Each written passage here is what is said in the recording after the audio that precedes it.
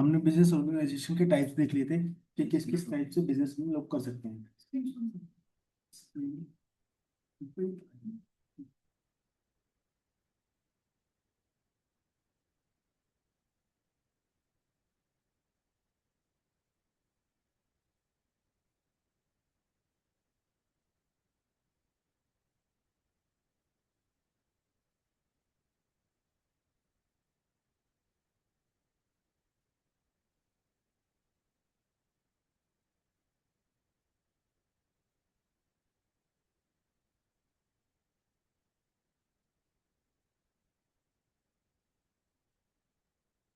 हमने business organisation के types देखे थे कि किस किस टाइप के बिजनेस हो सकते हैं।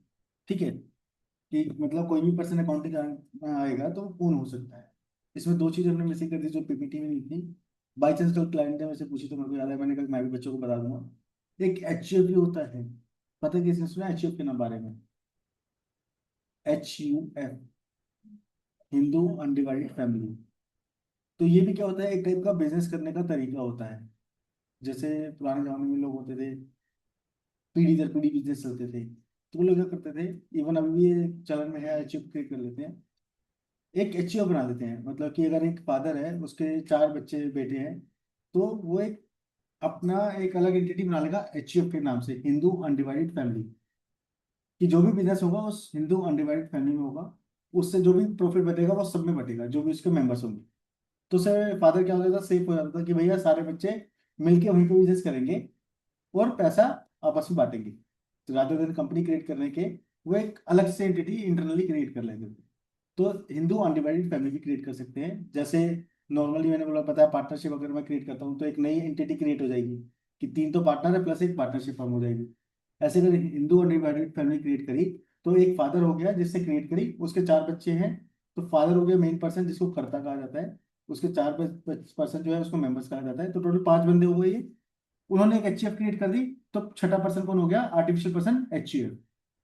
तो लोग की नजर में वो भी एक पर्सन है HUF। तो उसका भी वही सेम पेन अप्लाई करेंगे, सारा काम उसके थ्रू करेंगे, GST नंबर लेंगे। तो इस तरीके से भी काम हो सकता है। ठीक है, तो HUF नाम का भी कॉन्सेप्ट मार्केट में चलता है। चलिए, अब देखिए, अब हम आगे आते हैं। जो हमने प्रोप्राइटरशिप पढ़ी थी, उसके अंदर तो क्या था, इंडिविजुअल पर्सन था, सिंगल पर्सन था, राइट। तो क्या उसे किसी के साथ में कुछ कॉन्ट्रैक्ट करने की जरूरत थी? मैं खुद बिजनेस कर रहा हूँ, क्या मैं अपने आप से कोई कॉन्ट्रैक्ट करूंगा? जो मेरा मन करेगा करूंगा, राइट। तो इसमें किसी कॉन्ट्रैक्ट की जरूरत नहीं थी। दूसरा था पार्टनरशिप, इसमें दो या दो से ज्यादा पर्सन थे, दो या दो से ज्यादा पर्सन थे। तो मैंने बताया था, डिस्प्यूट को रिजोल्व करने के लिए वो लोग क्या करते थे, एक करेंगे, एक एग्रीमेंट बना लेंगे, एक पेपर पे एग्रीमेंट लिख के कि भाई क्या बिजनेस होना है, कैसे होना है, कब होना है, कितना पैसा किसने लगाना है, कितना प्रॉफिट किसने लेके जाना है, सब लिख लेंगे, उसका एक एग्रीमेंट बना लेंगे। तो मैं आपको एक एग्रीमेंट की कॉपी दिखाता हूँ ताकि प्रैक्टिकल आपको पता चले कि ये इस टाइप का एग्रीमेंट होता है। ठीक है, चलिए।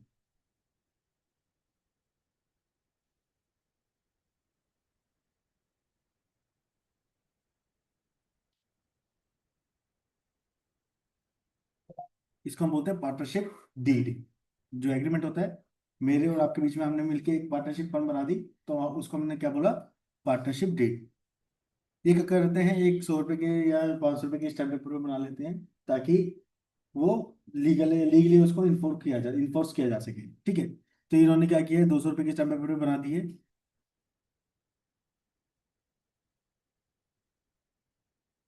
देखिए, ये है हमारी partnership deed. This partnership deed is made on, जिस डेट को बनी है, बिटवीन जो पहला पार्टनर है एंड सेकंड पार्टनर, दोनों के नाम आ गए कि मेरा और दूसरे पार्टनर के बीच में ये डील बनी है। ठीक है, the expression of the firm.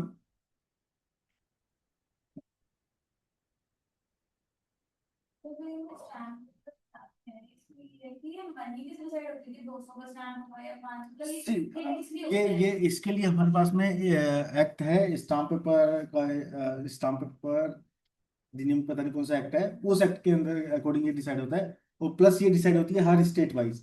मतलब फिक्स नहीं है कि पूरे इंडिया में सेम स्टाम्प पेपर होंगे।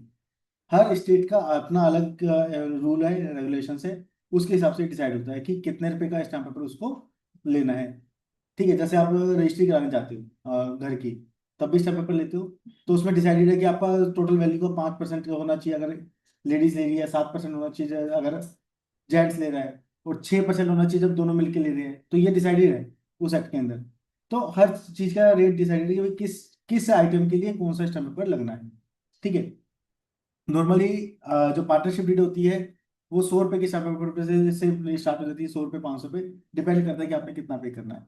मतलब अगर आप ज्यादा पे कर दोगे तो कोई दिक्कत नहीं है, कम पे करोगे तो दिक्कत है।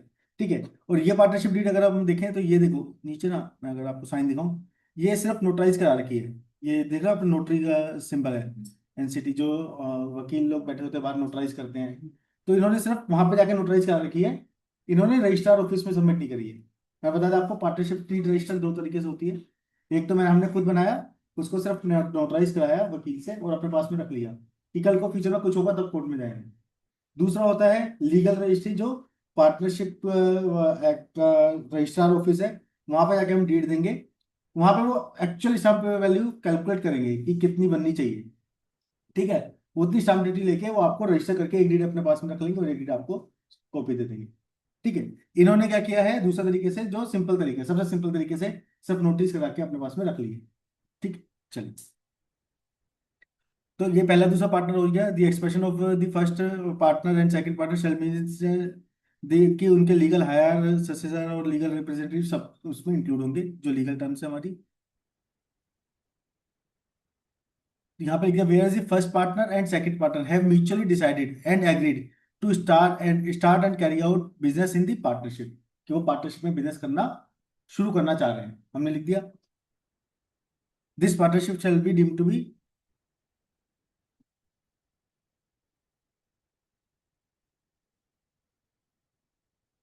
Deem to be commence with effect from, किस डेट से वो इफेक्टिव रहेगी हमारी। The partnership date, partnership business shall be carried out in the name and style of, कि पार्टनरशिप का नाम क्या होगा और किस स्टाइल में वो काम करेगी। तो जैसे है ना कि मैंने एबीसी स्ट्रेटेजी के नाम से अपनी पार्टनरशिप फर्म बना ली, मैंने टीकेसी एकेडमी के नाम से अपनी पार्टनरशिप फर्म बना ली, तो उसका नाम आ जाएगा कि हाँ, sorry, name and style of. हाँ, नेम एंड स्टाइल ऑफ, कि किस नाम से वो ब्रांड नेम से वो काम करेंगे। जैसे हाँ, वही ब्रांड वगैरह हो गया, कि किस तरीके से, कि क्या मतलब उनकी ब्रांडिंग नेम हो गई या फिर क्या उनका नाम होगा। जैसे हमने टीकेसी एकेडमी के नाम से बनाया तो यहाँ पर टीकेसी एकेडमी के नाम से वो काम करेंगे। That the principal office of the partnership with business कहाँ पे होगा, उसका एड्रेस लिख दिया कि भाई ये पार्टनरशिप हमारी इस लोकेशन पे स्टेट रहेगी। ठीक है। उसके बाद में लिख दिया हमने partnership The that the business partnership business shall be that of online musical learning website and app kits। तो वो किस टाइप का बिजनेस करेगी वो डिफाइन कर दिया। सबके अलग अलग हो सकते हैं, तो जो भी बिजनेस है वो डिफाइन कर दिया।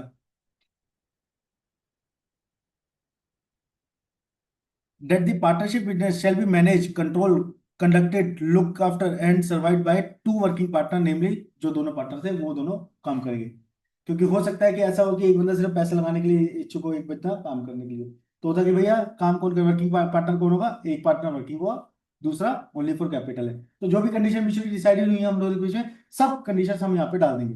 अगर हमारा डिसाइड हुआ कि हम मैं काम करूंगा, आप पैसा लगाओगे, वो लिख देंगे। हम कहें कि हम दोनों ही पैसे लगाएंगे, दोनों ही काम करेंगे, तो वो लिख देंगे। तो जो भी हमारा डिसाइड होगा म्यूचुअली, कि पार्टनरशिप बना रहे हैं हम लोग अपना म्यूचुअल, अब वो म्यूचुअल टर्म्स को बस इसके अंदर लिख रहे हैं, जो भी हमारा म्यूचुअल डिसाइड होगा सब कुछ इसके अंदर डालते रहेंगे। ठीक है। तो ये बेसिक, हाँ, देखो, अगर आप पार्टनरशिप कर रहे हो, पार्टनरशिप का मतलब होता है चाहे वो म्यूचुअली एग्रीड हो चाहे वो रिटर्न हो, दोनों पार्टनरशिप है। बट अगर आपकी और मेरी म्यूचुअल एग्रीमेंट है, म्यूचुअल पार्टनरशिप है, तो उसको मैं किसी को प्रूफ नहीं कर पाऊंगा कि हमारी पार्टनरशिप है, कोई डॉक्यूमेंटेशन तो है नहीं उसका, बस हम लोग आपस में प्रॉफिट बांट रहे हैं। लेकिन उसकी लीगल एंटिटी कैसे क्रिएट कर पाऊंगा मैं, जब तक कि कोई डॉक्यूमेंट, अगर मैं गवर्नमेंट के पास में जाऊंगा कि भाई हम दोनों पार्टनरशिप पार्टनर्स है, काम कर रहे हैं, तो भाई कुछ तो प्रूफ दो। समझ रहे हो? तो उस प्रूफ को इकट्ठा लगाने के लिए पार्टनरशिप डीड बनाई, ताकि इसके बेस पे हम लोग अपना पेन नंबर अप्लाई कर दें। जैसे ही पेन नंबर में अप्लाई करूंगा तो ये सेपरेट लीगल एंटिटी बन जाएगा। अभी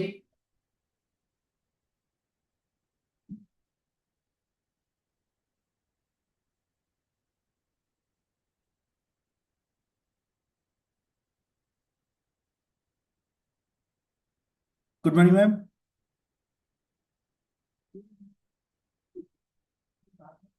मैम मेरी आवाज आ रही है?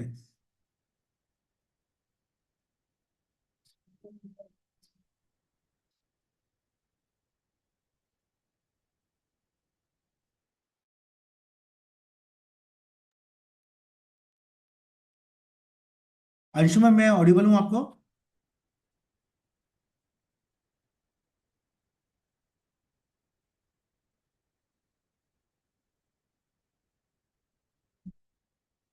जस्ट पूछ लो उनसे। हेलो। हाँ जी, good morning ma'am. Good morning Hemant. जी मैम, आवाज आ रही है मेरी मैम? हाँ, आ रही है। सॉरी मैं लेट हो गई। नहीं मैम, कोई नहीं, मैं पार्टनरशिप डीड के बारे में बता रहा था। Screen okay. विजिबल है ना वहाँ पे मेरी? क्या कह रहे हो? मेरी स्क्रीन विजिबल है ना? हाँ, मैं अभी थोड़ा सेट कर रही हूँ, आप कंटिन्यू करो। ठीक है मैम, ठीक है, मैं रिकॉर्डिंग भी कर रहा हूँ, मैं रिकॉर्डिंग भेज दूंगा आपको। ठीक है, ठीक है। जी मैम। तो जब हम म्यूचुअली एग्रीड करके एक पार्टनरशिप बना रहे हैं, तो मैं लीगली उसको प्रूफ नहीं कर पा रहा हूँ। ऑल्दो अगर मान लेते मैंने कोई छोटा मोटा काम शुरू किया कि भैया इससे इतना प्रॉफिट आएगा, आधा तेरा आधा मेरा, प्रॉफिट आया आधा आप लेकर आधा मैं लेकर, बात खत्म हो गई। लेकिन वो कहीं रिटर्न में नहीं है। कल को कुछ डिस्प्यूट होता है, मैं कहता हूँ नहीं हमने तो डिसाइड किया था कि 60% मेरा होगा, 40% आपका होगा, तो आप कैसे प्रूफ कर दोगे? नहीं कर पाओगे। तो उस प्रूफ को के लिए हम लोग रिटर्न में लेते हैं इसको। और रिटर्न में लेने से क्या होगा, वो सेपरेट लीगल एंटिटी बन जाएगी, उसका सेपरेट पैन भी आ जाएगा। तो सारी की सारी पार्टनरशिप की इनकम पार्टनरशिप में टैक्सेबल होगी। क्लियर है? बस इसको रजिस्टर कराने के दो तरीके, एक नोटराइज करा लो, दूसरा पार्टनरशिप के रजिस्ट्रार ऑफिस में जाके उसको सबमिट कर दो। दो तरीके से हम इसको रजिस्टर कर सकते हैं। और कोई भी डिस्प्यूट होता है, जैसे इसके अंदर कुछ टर्म्स, सारी सारी टर्म्स एंड कंडीशन हमने लिख दी, जो जो हमारी म्यूचुअली डिसाइड होगी। बट फ्यूचर में कुछ टर्म्स, कुछ ऐसी कंडीशन आ सकती है जो हमने पार्टनरशिप डीड में कवर ना करी हो। राइट?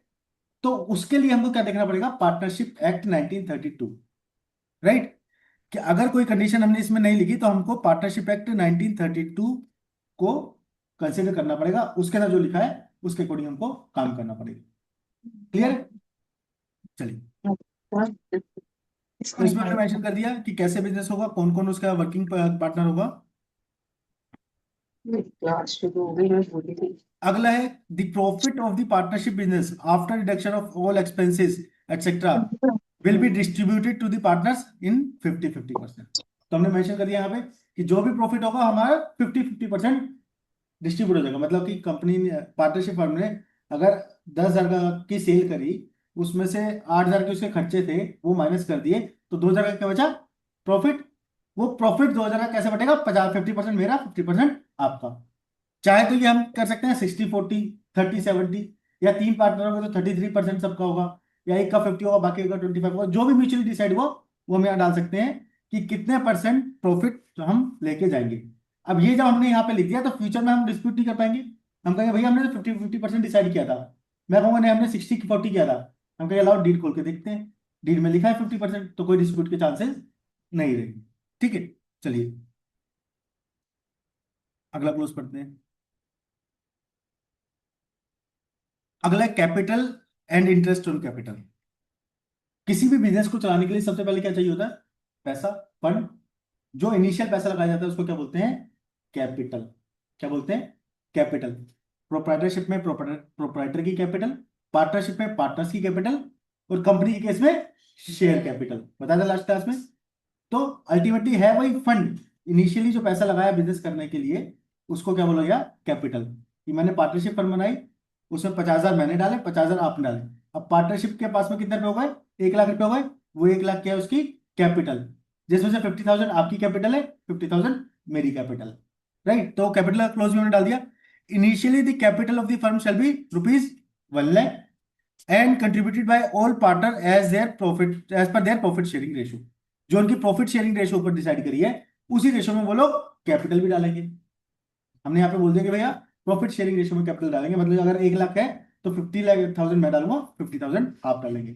अगर हमने यहाँ लिखा होता है कि भाई total capital to be contributed by only one partner, तो मतलब एक पार्टनर सिर्फ पैसा लगा रहा है, दूसरा वर्किंग कर रहा होगा। तो ऊपर जो हमने क्लोज करा था कि दो नो वर्किंग पार्टनर होंगे, तो उसमें हो सकता है हमने लिखा हो कि एक वर्किंग पार्टनर होगा, तो ऊपर वर्किंग पार्टनर वाले का नाम आ जाता है, नीचे इसका नाम आता है जिसने पैसा लगाया। तो जो भी कंडीशन है सारी सारी हम यहाँ पे डाल रहे हैं, जो भी हमारा म्यूचुअली डिसाइड हो रहा है। चलिए उसके बाद में हमने अलग अलग क्लोज डाल दिया इसमें कि partners shall be entitled to receive interest at the rate 12%। कि जो पैसा वो लगाएंगे उसके ऊपर वो इंटरेस्ट भी लगेगी। ये भी म्यूचुअली डिसाइड किया भाई जो पैसा हम लगा रहे हैं उसके ऊपर हम इंटरेस्ट भी लेंगे पार्टनरशिप फर्म से, तो वो भी एज पर लो अलाउेबल है। अगला है रेमुनरेशन। रेमुनरेशन का मतलब होता है सैलरी, कि भाई जब मैं काम कर रहा हूं, अगर मैं कहीं और काम कर रहा होता तो वहां से सैलरी ले रहा होता। अब मैं पार्टनरशिप फर्म के बिहाफ पे काम कर रहा हूं तो भाई यहाँ पे मेरा राइट तो बनता है ना पैसे लेने का, तो वहां से हम रेमुनरेशन भी विड्रॉ कर सकते हैं, सैलरी भी विड्रॉ कर सकते हैं। चाहे तो कर सकते हैं, चाहे तो ना कर सकते हैं, वो सब इसके अंदर अगर मेंशन होगा तो। हमने इसमें मेंशन कर दिया कि भैया रेमुनरेशन जो है वो इस तरीके से निकालेंगे हम पार्टनरशिप फंड से। तो यहाँ लिख दिया कि जो भी प्रॉफिट होगा या लॉस होगा तो हम मैक्सिमम 1,50,000 रुपये तक लेंगे। अगर प्रॉफिट पॉजिटिव हो या 3 लाख तक हो तो हम 1,50,000 लेंगे प्लस 90% ऑफ प्रॉफिट लेंगे। तो हमने पूरे स्लैब रेट बना दिए इसके। ये स्लैब रेट बनाने का एक मकसद था as per income tax act. हमने इनकम टैक्स एक्ट जब आप पढ़ेंगे ना तो उसके अंदर पार्टनर्स रेमुनरेशन के क्लोज आएंगे कि कितने परसेंट अलाउ होती है, कितने परसेंट डिसअलाउ होती है, वो सब आप उसमें पढ़ेंगे। तो उस क्लोज को इसमें मर्ज करने के लिए ये क्लोज डालेंगे ताकि दोनों इन लाइन रहे। मतलब ऐसा ना हो कि ये कुछ और कर रहा है और पार्टनरशिप इनकम टैक्स एक्ट कुछ और कर रहा है। ठीक है, उन दोनों को इन लाइन करने के लिए यहाँ पे ये वाला क्लोज डाला गया था। चलिए, हाँ प्रॉफिट शेयरिंग। तो देखो अब पार्टनरशिप में अगर मैं बात करूं तो तीन चीज आ गई। पार्टनरशिप में अगर मैं बात करूं तो पार्टनर को क्या क्या मिल रहा है।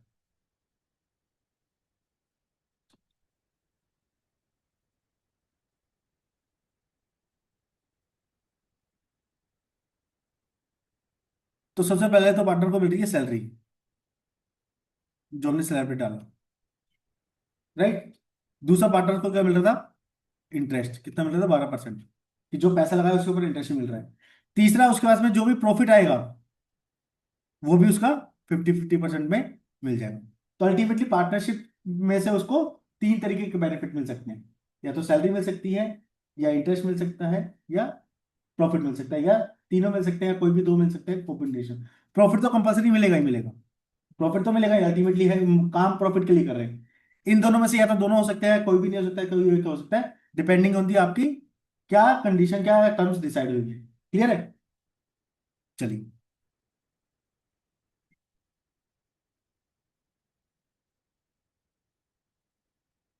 यहाँ रेमुनरेशन डाल दी कि कैसे कैलकुलेट होगी और रेमुनरेशन लेके कैसे जाएंगे, वो भी 50-50% की रेशो में रेमुनरेशन लेके चले जाएंगे। ये पूरा सैलरी वाला क्लोज आपका कॉपी पेस्ट है इनकम टैक्स के एक्ट के हिसाब से। ठीक है, चलिए। यहाँ नीचे हमने बाकी सारी अदर टर्म्स एंड कंडीशन डाल दी कि पार्टनरशिप में क्या क्या चीज हो सकती है। पार्टनरशिप फर्म होगी तो बैंक अकाउंट भी खुलवाएगा, बैंक अकाउंट खुलाएगा तो अपने अकाउंट्स भी लिखेगा, फाइनेंशियल्स जो हमारा काम है। The proper books of account shall be maintained and kept by the partnership firm at the principal place of business. The accounting year और financial year will be from 1 April to 31 March next year. ठीक है, ये सब भी डाल दिया। भैया bank account भी खुलवाएगा काम करने के लिए, धंधा करना है तो पैसा तो उसी में लेगा। उसके बाद में अगर पैसा आ रहा है तो वही उसकी अकाउंटिंग भी करेगा, तो अकाउंटिंग का क्लोज भी डाल दिया। और सारे के सारे स्टैच्यूटरी ड्यूज जो भी है वो पेमेंट भी करेगा। वो तो जितनी भी अदर टर्म्स एंड कंडीशन थी जो भी पार्टनरशिप काम कर सकती थी वो सब हमने यहाँ पे नोट कर ली। तो इस तरीके से हमने ये सारी पार्टनरशिप लिख के और उसको पहले पार्टनर ने साइन किया, दूसरे ने साइन किया, दो विटनेस से साइन किया और उसको हमने फिर अटेस्ट करा के नोटिस से रखवा दिया। नोटाइज से नोटराई के नोट जो नोटराई करते हैं नोटराइज करते हैं पर्सन, उनके पास में जाके हमने अटेस्ट कराया और अपने पास में रख लिया। दूसरा ऑप्शन क्या हो सकता था, इसी डीड को मैं लेके जाके बताया था पार्टनरशिप के ऑफिस में और वहां पे उनको रजिस्टर करवा देता। क्लियर है कि पार्टनरशिप की डीड, पार्टनरशिप फर्म कैसे बनती है। एक डीड बनेगी, डीड के अकॉर्डिंग अब ये क्या हो गया, एक लीगल एंटिटी बन गई। अब इस डीड के बेस पे मैं क्या करूंगा, अपना पेन नंबर अप्लाई करूंगा, मेरा पेन नंबर आ जाएगा, फिर मैं जीएसटी नंबर अप्लाई करूंगा, मैं फिर उसके साथ में बिजनेस करना शुरू कर दूंगा। बैंक अकाउंट नंबर के लिए भी वो आपका ये सब जीएसटी नंबर पेन नंबर मांगे, तो एक तरीके से सारे डॉक्यूमेंट आपके पास में क्रिएट हो गए उस आर्टिफिशियल लीगल एंटिटी के लिए। एक तो नेचुरल लीगल एंटिटी आप हो, एक नेचुरल लीगल एंटिटी दूसरा पार्टनर है, हम दोनों ने मिलकर एक आर्टिफिशियल लीगल एंटिटी क्रिएट करी, उसके सारे डॉक्यूमेंट ये इकट्ठे हुए। क्लियर है। इसी तरीके से हमने नेक्स्ट पढ़ा था कंपनी। नेक्स्ट पढ़ा था कंपनी कि हम और आप मिलकर एक कंपनी बना लेते हैं। अब आप भी नेचुरल पर्सन, मैं भी नेचुरल पर्सन, हमने मिलकर एक आर्टिफिशियल पर्सन क्रिएट करा जिसको हमने क्या बोल दिया, कंपनी। अब कंपनी के केस में क्या डॉक्यूमेंट चाहिए। कंपनी के केस में तो मैंने बताया था पहले रजिस्ट्रार ऑफिस से पहले तो सबसे पहले नाम अप्रूवल लेना पड़ेगा। वो फाइलिंग के है। अब जब नाम उसने अप्रूव कर दिया कि भाई हाँ आप इस नाम से कंपनी बना लो, तो कंपनी के अंदर भी तो मेरे को हमारी टर्म्स एंड कंडीशन सारी लिखी जानी चाहिए। जैसे पार्टनरशिप हुई थी, हम दोनों ने म्यूचुअली एग्री किया था, वैसे ही जब कंपनी बनाएंगे तो उसके अंदर भी सारी टर्म्स एंड कंडीशन लिखी जानी चाहिए। वो टर्म्स एंड कंडीशन कहाँ लिखी जाती है? उसके लिए बनते हैं एमओए और AOA, memorandum of association, article of association. ठीक है, चलिए वो भी देख लेते हैं कि वो क्या होते हैं।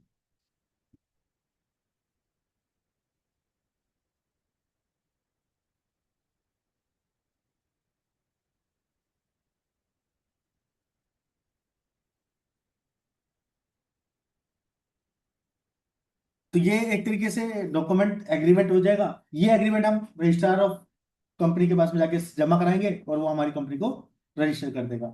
इसके अंदर वो ऑप्शन नहीं है कि आप इसको बना के अटेस्ट करवा लो, नोटराइज वाले जो नोटराइज करते हैं उस पर्सन के पास में जाके अटेस्ट करा लो, वो ऑप्शन इसमें अवेलेबल नहीं है। इसमें आपको रजिस्ट्रार ऑफ कंपनी के पास में जाना ही पड़ेगा, वहां पे डॉक्यूमेंट सबमिट करने ही पड़ेंगे, तब जाके आपकी कंपनी रजिस्टर होगी। ठीक है, पार्टनरशिप में दो ऑप्शन थे हमारे पास में, लेकिन रजिस्ट्रार ऑफ कंपनी के पास, सॉरी कंपनी के केस में आरओसी के पास में जाना कंपलसरी है। क्लियर? चलिए, तो इसके लिए जो डॉक्यूमेंट बने वो दो बने, memorandum and article of association. मतलब मेमोरेंडम ऑफ एसोसिएशन एक डॉक्यूमेंट है, आर्टिकल ऑफ एसोसिएशन दूसरा डॉक्यूमेंट।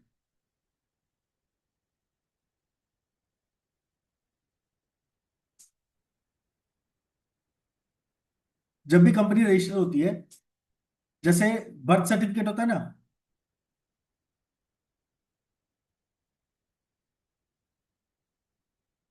ये एक 1956 की कंपनी का है। अभी एक्ट मैंने बताया था 2013 आ गया है, तो वो चेंज हो गया है। सर्टिफिकेट सेम ही रहता है, बस फॉर्मेटिंग थोड़ी सी ऊपर नीचे कर दी है उन्होंने इस बारी, मतलब 2013 आने के बाद में। अदरवाइज पहले ऐसे सर्टिफिकेट आते थे, अब थोड़ा सा मॉडर्न कंप्यूटराइज बेस पे आने लगे हैं, बस ये है। लैंग्वेज वगैरह सब कुछ सेम ही रहती है। तो ये बना हुआ है 1956 वाली कंपनी के अकॉर्डिंग।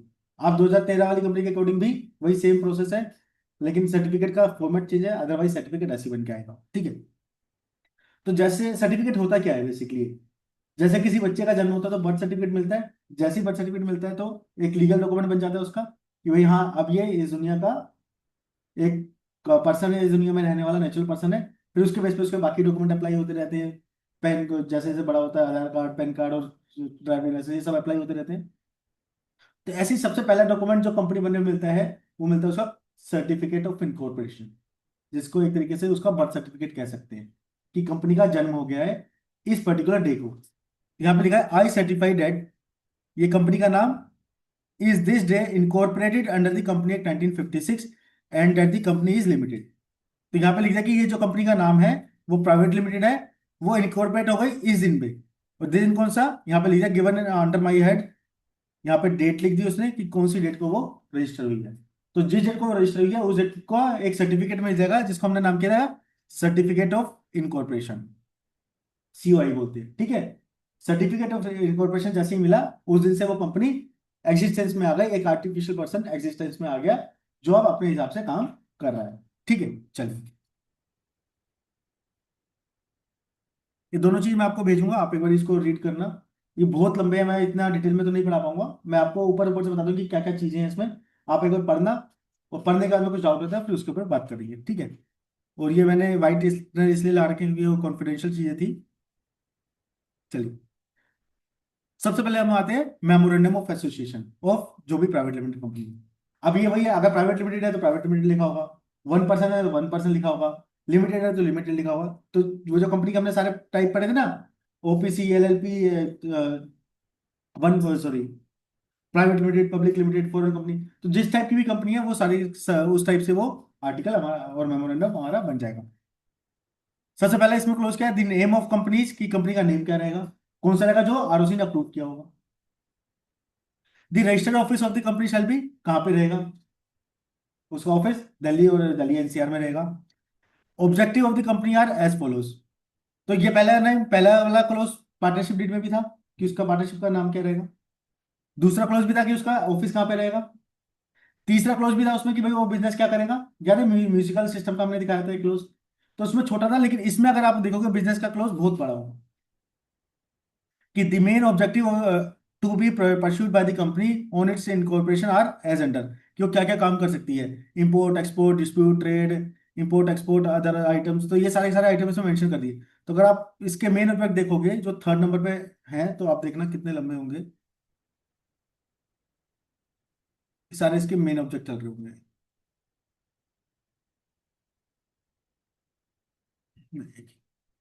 देखो, एक दो तीन, ये सीरीज शुरू हो रखी है हमारी। ये चार तो इसके मेन ऑब्जेक्ट हो गए। उसके अंदर देखो, द ऑब्जेक्टिव इंसिडेंटल और ancillary to the attainment of the main object. तो बेसिकली एक तो क्या, मेरे मेन ऑब्जेक्ट ऊपर चार थे कि मेरा मेन काम क्या रहेगा। उस काम को करने के लिए मेरे को और क्या क्या काम करने पड़ सकते हैं, वो सारे हमने यहाँ पे डालेंगे। जैसे मान लेते हैं मेरा बिजनेस है ऑनलाइन ट्रेड करने का, ठीक है। अब वो तो हो गया मेरा मेन मोटिव। अब ऑनलाइन ट्रेड करने के लिए मेरे को क्या क्या चीज करनी पड़ेगी, वो सारी की सारी इसके अंदर हमने एंसिलरी में डाल दी होंगी। कि भाई उसको रजिस्ट्रेशन भी लेना पड़ेगा अमेजोन वगैरह पे, उसको अप्लाई इधर भी अप्लाई करना पड़ेगा, उसको उसके लिए मार्केट से एग्रीमेंट भी करने पड़ेंगे, सेलर परचेजर से सेलर से सब कुछ करना पड़ेगा। वो सारे सारे हमने इसके अंदर डाल डाल दिए। तो ये क्या है, उसके सेकेंडरी ऑब्जेक्टिव हो गए एक तरीके से। अब ये सेकेंडरी ऑब्जेक्टिव में अगर मैं आऊं, तो ये लिस्ट देखना कितनी लंबी है।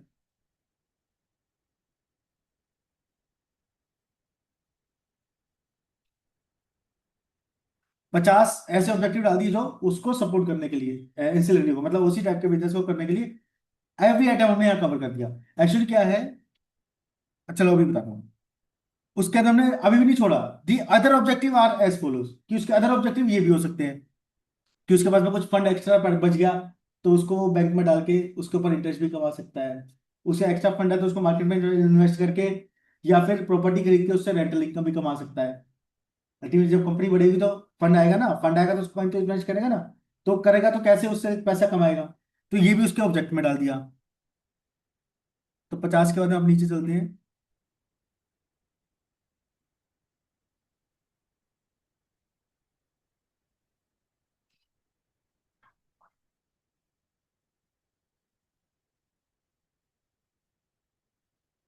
तो 76 हमने अदर ऑब्जेक्ट डाल दिए। तो कितने ऑब्जेक्ट डाल दिए हमने, चार मेन डाल दिए, 50 एंसिलरी डाल दिए और अदर डाल दिए 76। तो इसमें बेसिकली क्या होता है, सारे की सारी उसके काम जो है ना, जो भी कंपनी कर सकती है, एक आर्टिफिशियल पर्सन जो कंपनी कर सकती है, वो सारे काम इसमें नॉर्मली कवर हो जाते हैं। और ये क्यों करते हैं हम, क्योंकि एक बार अगर मैंने ये मेमोरेंडम बना लिया और उसको रजिस्टर में जमा करा दिया तो वो फिक्स हो गया। उसके बाद अगर मेरे को चेंज करना है तो दोबारा से मेरे को वो सारी के सारे प्रोसेस करने पड़ेंगे। रिक्वेस्ट डालनी पड़ेगी, भाई मैं अपना ये वाला बिजनेस का क्लोज चेंज कर रहा हूँ, फिर फाइलिंग करनी पड़ेगी, बहुत लंबा प्रोसेस हो जाता है। दोबारा से अपडेट करना पड़ेगा, जब तक मेमोरेंडम में अपडेट नहीं होगा कोई काम, तब तक कंपनी वो काम नहीं कर सकती। ये कंपनी तो क्या है, एक आर्टिफिशियल पर्सन है। क्योंकि अगर मैं इंडिविजुअल की बात करूँ, प्रोप्राइटरशिप की बात करूँ, तो उसका तो माइंड में चल रहा है सब कुछ। उसके माइंड में, अपने माइंड से सारा काम कर रहा है, जो उसके मन में आ रहा है वो कर रहा है। कंपनी के पास माइंड तो है नहीं अपना। तो कंपनी क्या काम कर सकती है, जो उसके मेमोरेंडम में लिखा है। अगर नहीं लिखा है तो वो काम कंपनी नहीं कर पाएगी। इसलिए अगर डायरेक्टर को लगता है कि ये काम भी करना है, तो उसको देखना पड़ेगा भाई मेमोरेंडम में है या नहीं। अगर नहीं है तो पहले आरओसी में जाके अपडेट कराओ कि ये कंपनी को ये काम करने की अनुमति दी जाए। जब मिलेगी वो कंफर्मेशन, तब जाके वो कंपनी वो काम कर सकती है। इसीलिए स्टार्टिंग में ही इतने सारे ऑब्जेक्ट डाल दिए जाते हैं कि अधिकतर चीजें उसमें कवर हो जाए। समझ गए। चलिए, अगला क्लोज क्या है, the liability of the member is limited. पहले ऊपर तीन पढ़ लिए थे हमने। चौथा क्लोज क्या है इसमें, the liability of member is limited. यही का मैंने लास्ट क्लास में आपको कंपेयर बताया था, अनलिमिटेड लायबिलिटी और लिमिटेड लायबिलिटी का। कि प्रोप्राइटरशिप के केस में मेरे पास में अनलिमिटेड लायबिलिटी है, पार्टनरशिप के केस में मेरे पास में अनलिमिटेड लायबिलिटी है। लेकिन लोग क्या करते हैं, वन पर्सन कंपनी या एलएलपी क्रिएट करते हैं या फिर कंपनी क्रिएट करते हैं, तो उससे क्या होता है, उनकी लायबिलिटी कहां तक रिस्ट्रिक्ट रह जाती है, जितनी उसकी कैपिटल होती है।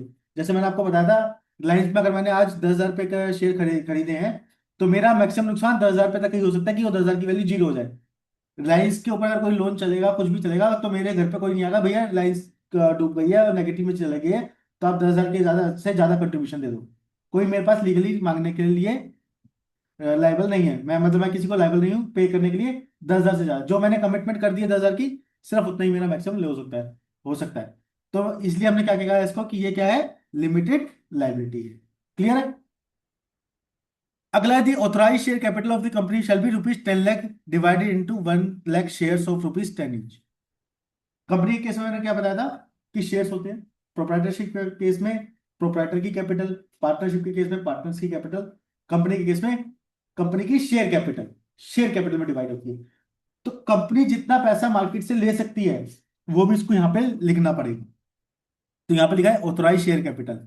ऑथोराइज शेयर कैपिटल का मतलब क्या है, यहाँ पे जैसे लिखा है 10 लाख रुपए ऑथोराइज शेयर कैपिटल, तो कंपनी अपने मेंबर से मैक्सिमम 10 लाख रुपए तक ही ले सकती है। समझ गए? 10 लाख से ज्यादा अगर लेना है तो फिर से उसको एमसी के पास में जाके अप्रूवल लेना पड़ेगा कि भाई मेरे को 10 लाख से ज्यादा पैसा लोगों से लेना है, तो मेरे को मेरी ऑथराइज शेयर कैपिटल बढ़ा दो। तो ऑथराइज शेयर कैपिटल क्या होती है, जितना मैक्सिमम ले सकती है अपने पूरे लाइफ टाइम में। एक्चुअल में कितना लिया उसको हम कहते हैं सब्सक्राइब शेयर कैपिटल। मानते हैं ऑथराइज तो है उसकी 10 लाख रुपए, ठीक है, लेकिन हम दोनों ने मिलकर बात किया कि अभी हम इनिशियली सिर्फ 1 लाख रुपए लगाएंगे कंपनी में, ठीक है। अभी इनिशियली हमने डिसाइड किया कि 50,000 आप लगा देना, 50,000 मैं लगा दूंगा, और 1 लाख रुपए से कंपनी क्रिएट करेंगे। लेकिन अगर फ्यूचर में जब कंपनी बढ़ेगी तो हम और पैसा डाल के शेयर कैपिटल खरीद लेंगे, राइट। तो मैक्सिमम 10 लाख रुपए तक की हम शेयर कैपिटल ले सकते हैं। अभी इनिशियली जो लिया हमने 1 लाख दिया, तो 1 लाख रुपए को हमने क्या बोला, सब्सक्राइब शेयर कैपिटल। इशू और सब्सक्राइब मतलब कंपनी ने इशू कर दी 1 लाख रुपए की कैपिटल, लेकिन कितनी मैक्सिमम कर सकती है, 10 लाख तक की। 10 लाख से ज्यादा नहीं दे सकती हम। क्लियर है? तो वो भी हमने यहाँ पे मेंशन कर दिया। उसके अंदर इसके अंदर नीचे हमने साइन कर दिया अपने दोनों शेयर होल्डर ने, और जो भी डायरेक्टर वगैरह है उन्होंने साइन कर दिया, तो हमारा मेमोरेंडम बन के तैयार हो गया।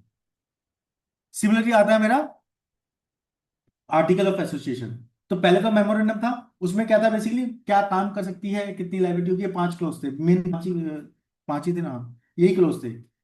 उसके बाद में आर्टिकल में क्या होता है, उसके एक तरीके से बायलॉज लिखे जाते हैं कि बायलॉज मतलब कि किस तरीके से किस वे में काम करेगी कंपनी, कैसे कैसे एक्ट करेगी कंपनी, कितनी कब कब मीटिंग करेगी।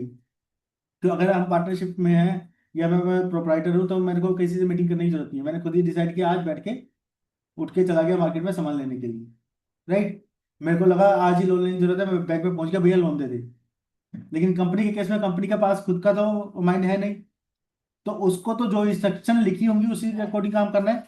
तो वो चीज लिखी जाएगी, भाई अगर कंपनी ने लोन लेना है तो उसके लिए क्या रिक्वायरमेंट, मतलब बेसिकली कौन कौन डिसीजन मेकर होगा एक तरीके से, कि डायरेक्टर के पास कितनी, हाँ, डायरेक्टर के पास कितनी पावर है लोन लेने की, शेयर होल्डर के पास में कितनी पावर है उनको अप्रूव करने की, वो सब कुछ क्या है इस आर्टिकल ऑफ एसोसिएशन में लिखा जाएगा, ठीक है। तो एक बार इसको पढ़ लेना डिटेल में कि भाई क्या क्या चीजें प्राइवेट लिमिटेड कंपनी रहेगी, शेयर्स कैसे कैसे होंगे। ये डिटेल में एक तरीके से इसका ग्रंथ है कि जो उसके अंदर लिखा है कंपनी सिर्फ वही वैसे ही काम करेगी, उसके आगे पीछे नहीं करेगी। अगर इसमें लिखा है कि कंपनी को 4 मीटिंग करनी है 1 साल में, डायरेक्टर को, कंपनी के डायरेक्टर को 4 मीटिंग 1 साल में करनी है, तो करनी ही पड़ेगी। अगर नहीं करेगी तो मतलब बायलॉज का एक तरीके से नॉन कंप्लाइंस हो जाएगा, ठीक है। तो इसके अंदर सारी की सारी टर्म्स एंड कंडीशन की जाएगी कि कंपनी कैसे कैसे काम करेगी। इसमें लिखा है कि कंपनी के पास में 2 डायरेक्टर होंगे या 3 डायरेक्टर होंगे, तो 3 डायरेक्टर होने चाहिए। क्लियर है? तो ये सारे के सारे एक तरीके से बायलॉज है, आप इसको पढ़ लेना, मैं उसके अंदर ऐप के अंदर शेयर कर दूंगा। फिर आपको वही एमसी के पास में जाके इन्फॉर्म करना पड़ेगा, भैया हमने ये चीज ऐसे होनी थी, गलत करी है। उसके अलग से प्रोसेस है जो सीएस करती है ना, कि आरओसी फाइलिंग, तो वो बताते हैं कि भैया क्या चीज एक्चुअल में होना चाहिए था और एक्चुअल में हुआ है या नहीं हुआ है। नॉर्मली 99% कंपनियां यही करती है, जो लिखा है उसी के हिसाब से डॉक्यूमेंट बना के अपलोड करती है कि हाँ हमने काम किया है, चाहे किया हो नहीं किया हो। जैसे इसमें नॉर्मली होता है कि 4 मीटिंग करनी है। अब 4 मीटिंग नहीं भी हुई फिर भी मैं उनको बता दूं भाई 4 मीटिंग हुई है। अब मीटिंग में क्या डिसाइड हुआ हमने इंटरनल डॉक्यूमेंट बना के रख लिया, ठीक है। चलिए पढ़ लो ये, चलिए।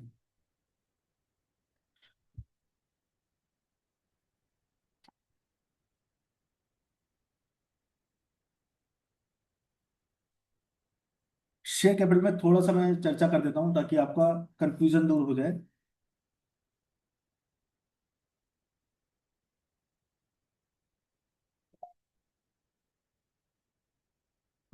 ये 2 पर्सन है जो कंपनी में एक कंपनी क्रिएट करना चाहते हैं, जो एक कंपनी क्रिएट करना चाहते हैं। अब कंपनी क्रिएट करने के लिए इन्होंने क्या किया, नाम अप्रूवल ले लिया, एमओए ले लिया, पर एमओए के अंदर लिख दिया कि ऑथराइज कैपिटल उसकी होगी 10 लाख रुपए, जो अभी हमने पढ़ा 10 लाख। तो ये कंपनी मैक्सिमम क्या कर सकती है, 10 लाख तक के शेयर इशू कर सकती है, जो मैंने बताया आपको।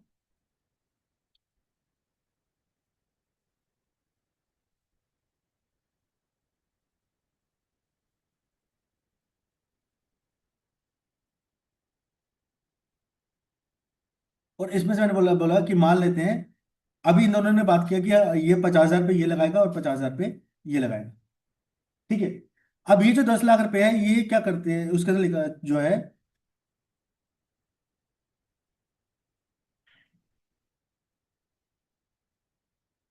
एक शेयर 10 रुपए का है, और टोटल उसके पास में कितने हुए, 1 लाख शेयर।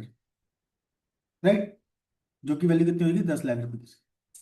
अब एक शेयर उसका कितने रुपए का है, 10 रुपए का। शेयर्स क्या होते हैं, एक सर्टिफिकेट होता है जो आजकल तो डीमेट के अंदर है, तो फिजिकल तो सर्टिफिकेट तो दिखता नहीं है। शेयर सर्टिफिकेट एक सर्टिफिकेट टाइप होता है। उसमें क्या लिखा होता है कि ये 10 रुपए का शेयर है एक, और वो मैं, ये मान लेते पर्सन ए है, ये पर्सन बी है। तो ये मैं पर्सन ए को दे रही हूँ कितने, किसके पास कितने जाएंगे, 5,000 जाएंगे ना। 5,000 शेयर सर्टिफिकेट में पर्सन ए को दे रहा हूँ। सिमिलरली 10 रुपए के 5,000 शेयर सर्टिफिकेट में पर्सन बी को दे रही हूँ। इस तरीके से कंडीशन लिख के सर्टिफिकेट की कॉपी इसको दे दी जाती है। इसके पास में क्या आ गया, एक सर्टिफिकेट का पेज आ गया कि भैया मेरे पास में इस कंपनी के 5,000 शेयर हैं, जिसके एक शेयर की वैल्यू 10 रुपए है, तो 50,000 रुपए मेरी लाइबिलिटी है। अब ये पर्सन क्या करेगा, 50,000 रुपए कंपनी को ट्रांसफर करेगा। अब 50,000 में से मान लेते हैं इसने स्टार्टिंग में सिर्फ 10-10 रुपए ट्रांसफर किए। अभी कंपनी स्टार्टिंग हुई थी तो उन्होंने क्या किया कि सारा पैसा इकट्ठा नहीं डालते, 10-10 रुपए डाल देते हैं। पहले 10 डाले, फिर उसके बाद में इन्होंने 20-20 रुपए और डाल दिए, तो टोटल 30-30 रुपए इनके पास में आ गए कंपनी के। अब बैलेंस कितना रह गया, इसने 20 रुपए करना है, इसने 20 रुपए करना है शेयर सर्टिफिकेट के केस में। राइट। अब कंपनी को लॉस होता है या कंपनी मार्केट में डूब जाती है, बाहर का जो इन्वेस्टर है या बाहर का जो पर्सन है जिससे इसके साथ में डील हो रही है, वो जब कंपनी में केस करेगा, तो वो इसके ऊपर भी जब केस करेगा तो 20 रुपए मैक्सिमम इससे ले सकता है। क्यों, क्योंकि इसने कमिटमेंट कितना किया था, 50 रुपए देने का, जिसमें से अभी तक इसने कितना दिया, 30 रुपए। 20 रुपए इसका पेंडिंग है, तो वो सिर्फ इससे कितना मैक्सिमम ले सकता है, 20 रुपए। तो जो मैंने आपको बताया था कि उसकी लाइबिलिटी लिमिटेड होती है, तो उसकी लाइबिलिटी कहां तक लिमिटेड है, जो उसने कमिटमेंट किया था 50 रुपए देने का, 50,000 देने का। तो अभी वो सिर्फ बैलेंस 20,000 रुपए तक ही लाइबल है देने के। अब भाई इसने अगर 20,000 रुपए भी दे दिए होते तो ये लाइबिलिटी इसकी नील हो जाती, उसके अंदर इसकी लाइबिलिटी बिल्कुल भी नहीं। ठीक है, क्लियर है। शेयर सर्टिफिकेट लेता हूं मैं और पैसे कंपनी के अकाउंट में ट्रांसफर कर देता हूं, चाहे छोटी छोटी इंस्टॉलमेंट में करूं चाहे इकट्ठा करूं। आपने वो जो कॉमर्स में तो उन्होंने पढ़ा होगा, एक कॉन्सेप्ट है कॉल मनी। कॉल मनी का कॉन्सेप्ट पढ़ा होगा आप लोगों ने, कि पहली कॉल पे 10 रुपए मंगा लिए, दूसरी कॉल पे 20 रुपए मंगा लिए, बैलेंस बच गया, बाकी कॉल पे मंगा लिए। तो ये वो कॉन्सेप्ट है अगर इस तरीके से पैसे देखें तो। क्लियर है। चलिए, तो शेयर्स के बारे में भाई क्लियर है सब कुछ कि शेयर्स कैसे होते हैं। चलिए,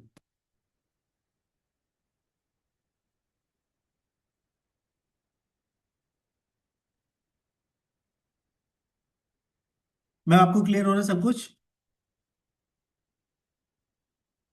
अंशु मैम। हाँ जी हेमंत, ठीक है। मैम क्लियर हो रहा है ना। हाँ हाँ। ठीक है जी।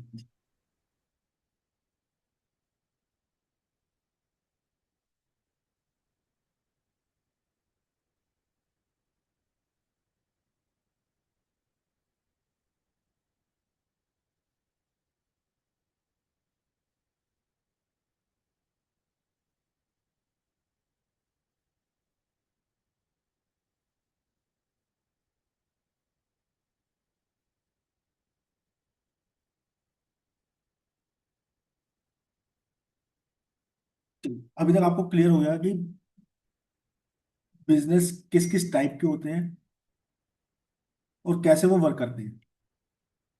जो मेरा क्वेश्चन था पहले कि आपके माइंड में क्वेश्चन होने चाहिए, कब क्या कैसे क्यों ये सब होने चाहिए। तो अगर आप अकाउंटिंग कर रहे हैं तो आपको बैकग्राउंड पे पता चल गया कि आप अकाउंटिंग कर क्यों रहे हो, क्योंकि आपको बिजनेस का प्रॉफिट कैलकुलेट करना है। अब किस बिजनेस का करना है, वो किस टाइप के होते हैं, कैसे होते हैं, उनके अंदर क्या क्या ट्रांजेक्शन हो सकती है, वो सब भी ओवरऑल आपको आइडिया मिल गया। राइट। अब हम बात करते हैं बिजनेस। तो आपने समझ लिया कि बिजनेस के टाइप क्या होते हैं। अब आते हैं कि इसकी अकाउंटिंग करने की जरूरत है, ये भी मैंने बता दिया था कि प्रॉफिट कैलकुलेट करने के लिए। राइट। अब अकाउंटिंग करने के लिए भी कुछ रूल्स होते हैं। हर कोई भी हम काम काम करते हैं उसके लिए कुछ ना तो कुछ रूल्स एंड रेगुलेशन होते हैं। जैसे मैंने आर्टिकल फैसिलिटेशन दिखाया कि कंपनी ने अगर काम करना है तो उसके ये रूल्स एंड रेगुलेशन है, उसको उसी के दायरे में रह के काम करना पड़ेगा। अगर आप अब एक अकाउंटेंट बनना चाह रहे हो तो आपके पास भी कुछ रूल्स एंड रेगुलेशन पता होने चाहिए भाई, जो सारी दुनिया के अकाउंटेंट को पता होंगे। कुछ ऐसे फिक्स टर्म्स तो होंगी ना जो सबको पता होंगी, वही चीज आपको भी अप्लाई करनी पड़ेगी, राइट। मान लेते हैं आप यहाँ पे बैठे हैं, मैं आपको कोई डाटा देता हूँ, किसी भी क्लाइंट का डाटा देता हूँ,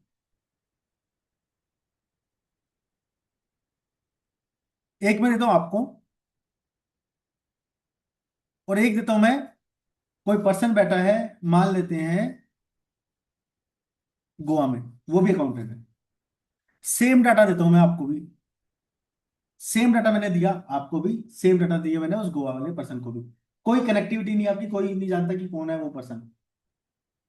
अब जब डाटा सेम है और मैंने आपको बोला कि आप मेरे को प्रॉफिट कैलकुलेट करके दे दो, इस डाटा के बेस पे, ये जो बिजनेस का ट्रांजेक्शन हैं इसके बेस पे मेरे को प्रॉफिट कैलकुलेट करके दे दो, आप अपना नॉर्मल माइंड चलाओगे, प्रॉफिट क्या है भाई, जितना भाई आपका इनकम आया, रेवेन्यू आया, उसमें से जितनी भी आपकी कॉस्टिंग आई, बैलेंस जो बचा प्रॉफिट,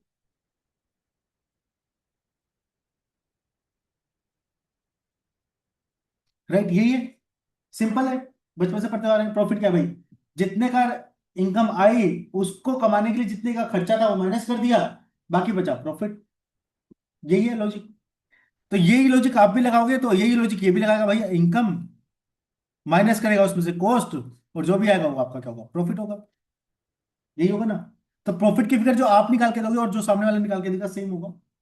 क्यों सेम होगा, क्योंकि आपने भी वही चीज बचपन से पढ़ी है भाई, प्रॉफिट क्या होता है, इनकम माइनस एक्सपेंस, या रेवेन्यू माइनस एक्सपेंस, उसने भी पढ़ा revenue minus expense equal to profit, सबने यही पढ़ा, इसलिए प्रॉफिट सेम कैलकुलेट कर रहा हूं।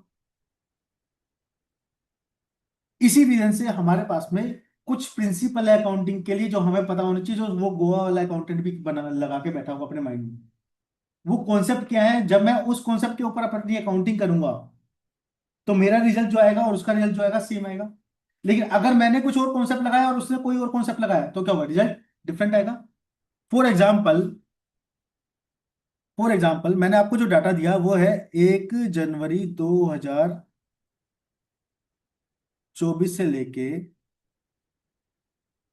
13 अप्रैल 2026 आज तक का डाटा है।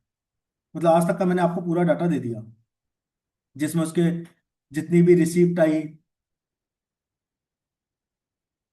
जितने भी उसने एक्सपेंस किए, जितने भी उसने फिक्स एंड परचेज किए, जो भी उसने ट्रांजेक्शन बिजनेस की करी है, वो सारी सारी ट्रांजेक्शन इसमें कहाँ से लेके 1 अप्रैल 2024 से लेके 31 मार्च, सॉरी 13 अप्रैल 2026 आज तक की। कि जब भी आप क्लाइंट को बोलोगे ना स्टेटमेंट दे दे, वो ऐसे ही देगा उल्टी सीधी, 20 की देगा, आधी नहीं देगा या पूरी दे देगा, कुछ भी दे देगा, वो उसका मैटर है। एज ए अकाउंटेंट आपको पता होना चाहिए कि आपने क्या करना है। अब मैंने आपको बोला कि भैया मेरे को फाइनेंशियल ईयर 2024-25 का प्रॉफिट दिखा दो, फाइनेंशियल ईयर 2024-25 का प्रॉफिट बता दो कितना है। तो अगर यहाँ पे डाटा मेरा 1 जनवरी 24 से लेके है और 30 अप्रैल 26 तक का है, तो मुझे पता होना चाहिए फाइनेंशियल ईयर 24-25 के लिए इसमें से कौन सी डेट से कौन सी डेट तक का डाटा मैं निकाल के दूंगा, राइट, मुझे पता होना चाहिए, तभी तो प्रॉफिट सेम आएगा। देखो, 1 जनवरी 2024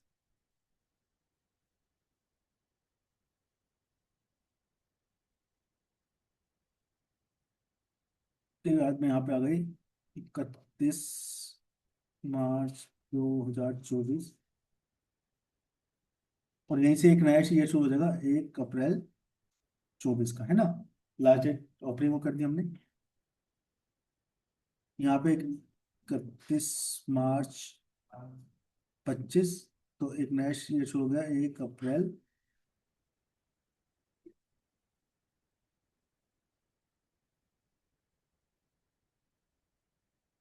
2025 से, जो मेरा खत्म होगा 31 मार्च 2026 को, और यहाँ से नया ईयर शुरू हो जाएगा 1 अप्रैल 2026 से, जो आज की डेट में आ जाएगा 13/4/26, ये आज की डेट आ गई जहाँ तक का डाटा है। तो आपका इसमें डाटा तो कहाँ से, यहाँ से लेके यहाँ तक का है। अब मैंने आपको बोला फाइनेंशियल ईयर 24-25 की का मेरे को प्रॉफिट चाहिए, तो अब एक अकाउंटेंट क्या करता है,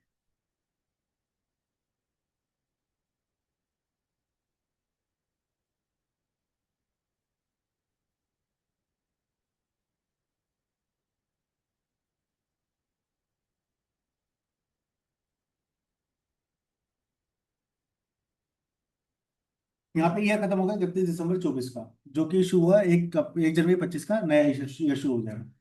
तो अगर मैंने 24-25 बोला, एक अकाउंटेंट अगर यहां से लेके यहां तक के डाटा में प्रॉफिट कैलकुलेट करके देता है, और एक अकाउंटेंट यहां से लेके 1 अप्रैल से लेके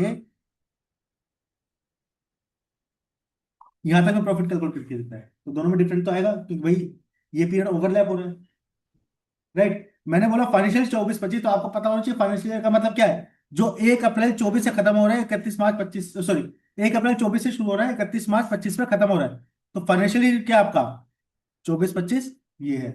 और कैलेंडर ईयर कौन सा आपका, 2024 का कैलेंडर ईयर कौन सा आपका, ये वाला जो 31 दिसंबर 24 को क्लियर खत्म हो रहा है। तो अगर मैंने डाटा दे दिया आपको पूरे साल का कंबाइन, और बोला फाइनेंशियल ईयर 24-25 का मेरे को प्रॉफिट निकालो, तो अगर आपको पता है कि फाइनेंशियल ईयर क्या होता है, तो आप डाटा कहां से कहां तक निकालोगे, 1 अप्रैल से लेके 31 मार्च 25 तक का ही डाटा निकालोगे, उसमें से उसी पीरियड का रेवेन्यू लोगे, उसी पीरियड का एक्सपेंस लोगे और प्रॉफिट निकालोगे। और यही कॉन्सेप्ट अगर गोवा वाले अकाउंटेंट को भी पता है, तो वो भी क्या करेगा, यहां से लेके यहां तक का ही डाटा निकालेगा सिर्फ, राइट। उतना ही रेवेन्यू लेगा, उतना ही माइनस एक्सपेंस करेगा, प्रॉफिट निकालेगा, तो आपका प्रॉफिट भी सेम आएगा, उसका प्रॉफिट भी सेम आएगा। लेकिन अगर आपको पता ही नहीं कि फाइनेंशियल ईयर क्या होता है, तो आप तो क्या कर सकते हो, इस वाले पीरियड का डाटा निकाल लोगे, इस पीरियड का डाटा निकालोगे, 1 अप्रैल से लेके 31 दिसंबर तक का, 24 तक का, कि भाई 24-25 बोला है, 31 दिसंबर 24 माना यहाँ खत्म हो रहा है, अगला साल 25 का शुरू हो, तो ये डाटा निकालते हैं, एक साल ही तो चाहिए। तो ये जब आप प्रॉफिट निकालोगे, क्योंकि आपको फाइनेंशियल ईयर का कॉन्सेप्ट नहीं पता, तो आप यहाँ पे जब इस वाले पीरियड का प्रॉफिट निकालोगे, और उस अकाउंटेंट ने इस वाले पीरियड का प्रॉफिट निकाला होगा, तो क्या होगा, डिफरेंट आएगा, क्योंकि ऑब्वियसली ट्रांजेक्शन वो अलग हो जाएगी और तुम्हारी अलग है। क्यों, क्योंकि आपको कॉन्सेप्चुअली ये नहीं पता कि क्या कॉन्सेप्ट है, क्या क्या एक्सेप्टेबल प्रिंसिपल्स हैं जो हमें फॉलो करने हैं। समझ गए। तो इसीलिए कुछ जनरली एक्सेप्टेबल अकाउंटिंग प्रिंसिपल बनाए गए, जिसको बोलते हैं gap, GAPP, generally acceptable accounting principle, जो हर अकाउंटेंट को पता होना चाहिए कि भाई क्या चीज है जो जनरली सब लोग फॉलो कर रहे हैं, तो मुझे भी वो फॉलो करनी है अपने फाइनेंशियल्स बनाते टाइम पे। क्लियर है। अब हम पढ़ने वाले हैं जनरली एक्सेप्टेबल अकाउंटिंग प्रिंसिपल, कि ये है क्या। सबसे पहला लॉजिक तुम्हें ये क्लियर होना कि हम पढ़ क्यों रहे हैं। इसीलिए मैंने इतना डीप में तुमको से बताया कि इसलिए मैं पढ़वाना चाह रहा हूं, ताकि तुम मेंटली प्रिपेयर हो कि हर कोई ये चीज समझता है, तो मैं क्यों नहीं समझता। मैं बता ना, हर कोई भी आए, कोई कहीं भी कुछ भी सीखो, तो सबसे पहले क्यों सीख रहा हूँ वो पता होना चाहिए। तो अब तुम्हें पता लगे गैप क्यों सीख रहा हूँ, मतलब गैप क्योंकि ये थ्योरी है। अब थ्योरी में पढ़ाऊंगा तो तुम्हें नींद आएगी अगर मैं बिना लॉजिक के समझाता। अब मैं तुमको लॉजिक समझा दिया, तुम्हारा माइंड खुल गया कि भाई मैं सीख क्यों रहा हूँ, तो तुम्हारा थोड़ा सा इंटरेस्ट बन जाएगा। मैं मानता हूँ थ्योरी है, तो फिर भी नींद तो आएगी, लेकिन 10-20% तुम्हारा एडिशनल इंटरेस्ट बन जाएगा कि हाँ, इस रीजन से पढ़ रहा हूँ क्योंकि ये सबको पता है कि ऐसा होना चाहिए, राइट। क्यों होना चाहिए, क्योंकि जनरली एक्सेप्टेबल सबको पता है, तो मुझे भी अकाउंटिंग करते टाइम पे इन प्रिंसिपल्स का ध्यान रखना है, इसलिए मुझे भी पता होने चाहिए। अगर मुझे नहीं पता होंगे तो मैं अकाउंटिंग ठीक से नहीं कर पाऊंगा। क्लियर है। चलिए,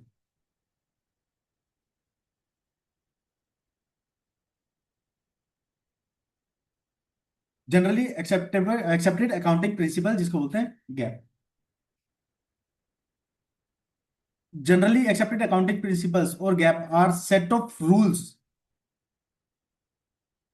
and regular rules complexity of the business corporation and corporate accounting in order to maintain uniformity and consistency in the accounting report। क्यों है ये, in order to maintain uniformity, ठीक है, एंड कंसिस्टेंसी, कि तुम्हारा और उसका डाटा कंसिस्टेंट रहे, मतलब तुम्हारा जो प्रॉफिट निकाला उसका जो प्रॉफिट निकला वो कंसिस्टेंट रहे। ऐसा ना हो कि तुमने कोई और लॉजिक लगा दिया, उसने कोई और लॉजिक लगा दिया। तो जब हम दोनों एक ही फील्ड में हैं, हम दोनों अकाउंटिंग की फील्ड में हैं, तो हम दोनों के लॉजिक सेम चलने चाहिए, ठीक है। तो जनरली एक्सेप्टेड प्रिंसिपल क्या है, एक कॉन्सेप्ट है जो सबको पता होना चाहिए। चलिए, इसमें ये सारे कॉन्सेप्ट आते हैं। सबसे पहला business entity concept, money measurement, going concern, accounting period, जो मैंने आपको बताया अकाउंटिंग पीरियड वाला बताया, इसी में से कि अकाउंटिंग पीरियड होता है अप्रैल से शुरू होता है और मार्च में खत्म होता है। तो हमने अकाउंटिंग प्रिंसिपल वाला तो अभी बातों बातों में खत्म भी कर लिया, ठीक है। Cost principle dual aspect, revenue recognition, matching concept, full disclosure, consistency, conservative, materiality, objectivity, ये सारे के सारे क्या प्रिंसिपल्स हैं जो हमें पता होने चाहिए, ठीक है। चलिए, सबसे पहले पे आते हैं business entity concept. Business entity concept क्या कहता है, देखो मैं कोशिश करूंगा इस थ्योरी के ऊपर ना पढ़ाऊँ आपको, ये कि मैं पढ़ाने लगूँ सिर्फ इंग्लिश पढ़ के बोल दूंगा तो फायदा नहीं है। इंग्लिश आप खुद ही पढ़ लेना, आप वैसे ज्यादा इंग्लिश अच्छे से जानते होगे। मैं आपको प्रैक्टिकली बताने की कोशिश करता हूँ, ठीक है। फिर आप जब इसको पढ़ोगे तो आपको इजीली समझ आ जाएगा, फिर भी नहीं आएगा तो मैं बाद में आपको दोबारा क्लियर कर दूंगा, ठीक है। चलिए, बिजनेस एंटिटी कॉन्सेप्ट क्या कहता है।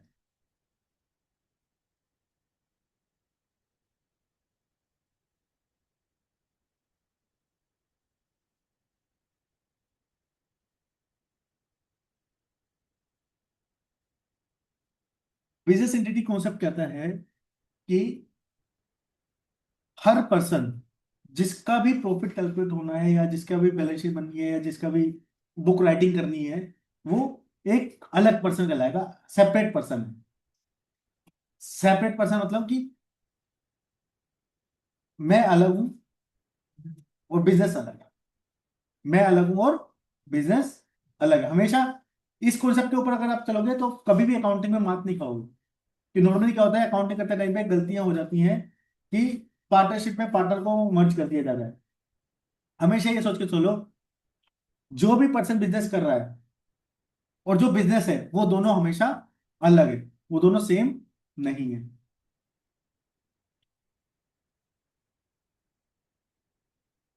मान लीजिए एक पर्सन है, ये दूसरा पर्सन है, ये क्या मेरा नेचुरल पर्सन है, ये भी नेचुरल पर्सन है।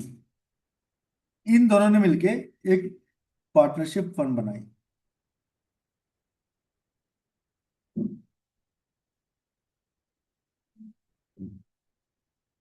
इन दोनों ने मिलकर एक पार्टनरशिप फर्म बनाई। तो ये जैसे पार्टनरशिप फर्म बनी, इसका डीड बना, साइन हुआ, पैन कार्ड आ गया, तो ये क्या बन गया, एक आर्टिफिशियल पर्सन एग्जिस्टेंस में आ गया।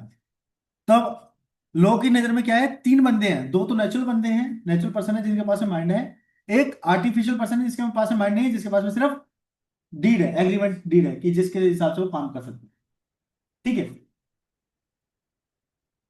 इस बंदे ने इसमें 50,000 रुपये डाले, इस बंदे ने इसमें 50,000 रुपये डाले। अब इसके इसमें टोटल कितने रुपए आ गए, 1 लाख रुपीज आ गए पार्टनरशिप फर्म में।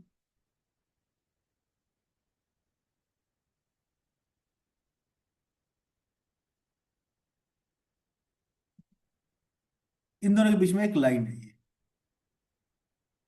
ये लाइन सबसे इंपॉर्टेंट है। ये बंदा और ये पार्टनरशिप फर्म अलग है, ये बंदा और ये पार्टनरशिप फर्म अलग है, ये बंदा और ये बंदा अलग है, सेम बंदा नहीं है। चाहे पार्टनरशिप फर्म के डिसीजन कौन ले रहा है, ये ले रहा है। पार्टनरशिप फर्म तो क्या है, सिर्फ एक डीड है, सिर्फ एक डीड बनी हुई है, उसकी उसका एक ऑफिस है, इसकी डीड है, उसका पैन कार्ड ये है, उसका रजिस्टर नंबर ये है, सिर्फ डॉक्यूमेंट है वो, उसके पास कोई माइंड तो है नहीं। अब मैं कहूँ कि अगर पार्टनरशिप फर्म बिजनेस कर रही है, 1 लाख रुपए से पार्टनरशिप फर्म बिजनेस कर रही है, अब मान लेते हैं इसका बिजनेस है मोबाइल सेल परचेज का। पार्टनरशिप फर्म में डिसाइड किया कि मोबाइल की दुकान खोलेंगे, मोबाइल सेल परचेज करेंगे। अब मोबाइल खरीदने के लिए क्या ये डीड खुद चल के जाएगी, उसके बिहाफ पे कौन जाएगा, पार्टनर जाएगा, दोनों पार्टनर जाएंगे, कोई एक पार्टनर जाएगा। जब सेल करना होगा, कस्टमर से बात कौन करेगा, क्या ये डीड बात करेगी, कि उसके पास में कुछ बोलने के लिए नहीं है। बैकएंड पे कौन बात कर रहा होगा, उसके पार्टनर्स बात कर रहे होंगे, चाहे एक करे चाहे दोनों करे, राइट। तो बैकएंड पे सपोर्ट दे रहे हैं वो पार्टनरशिप फर्म को, कि हम पार्टनरशिप फर्म के बिहाफ पे काम कर रहे हैं। समझ रहे मेरी बात, कि हम पार्टनरशिप फर्म के बिहाफ पे काम कर रहे हैं, हम पार्टनरशिप नहीं है, हम अलग पर्सन है। तो ये जो 50,000 रुपये इसने दिए, तो अगर मान लेते हैं इसके इसके बैंक बैलेंस में पहले 5 लाख रुपए थे, इसने 50,000 रुपये उसको दे दिए, तो इसका बैंक बैलेंस कितना बचा, 4,50,000 रुपये। अगर मैं इसकी बात करूं कि इसके पास में अकाउंट में, इसके पर्सनल अकाउंट में 5 लाख रुपए थे, इसने 50,000 रुपये इसको दे दिए, तो इसके पैसे कम हो गए। वो पैसे कहाँ पे आ गए, पार्टनरशिप फर्म में आ गए। पार्टनरशिप फर्म में पहले ओपनिंग में बैलेंस कितना था, 0 था। ऐड हो गया मान लेते हैं इससे 50,000 रुपये, तो अब कितना हो गया, 50,000 होगा पार्टनरशिप के पास में। सिमिलरली अगर मान लेते हैं इसके पास में 3 लाख रुपए थे पहले, इसने 50,000 रुपये उसको दे दिए, तो इसके पास में कितने बचे, 2,50,000 रुपये। इसकी पॉकेट से निकल गए, कहाँ पे आ गए, इसके पास आ गए। 50,000 रुपये क्या हो गए मेरे, इसके पास ऐड हो गए। तो अब पार्टनरशिप के पास में कितने हैं टोटल, 1 लाख रुपए। और इन दोनों की पॉकेट से क्या हो गया, 50-50 हजार रुपए कम हो गए। वो पैसे कहाँ चले गए, पार्टनरशिप फर्म। अब जब पार्टनरशिप फर्म के बेhalf पे ये लोग डिसीजन लेंगे, तो इस 1 लाख रुपए को मार्केट में पे करेंगे कुछ आइटम परचेज करने के लिए। फिर जो मार्केट से सेल करेंगे तो उससे आइटम अमाउंट को क्या करेंगे, रिसीव करेंगे। तो अल्टीमेटली 1 लाख का बैलेंस क्या होगा, कम ज्यादा हो जाएगा। तो मान लीजिए इसका बच गया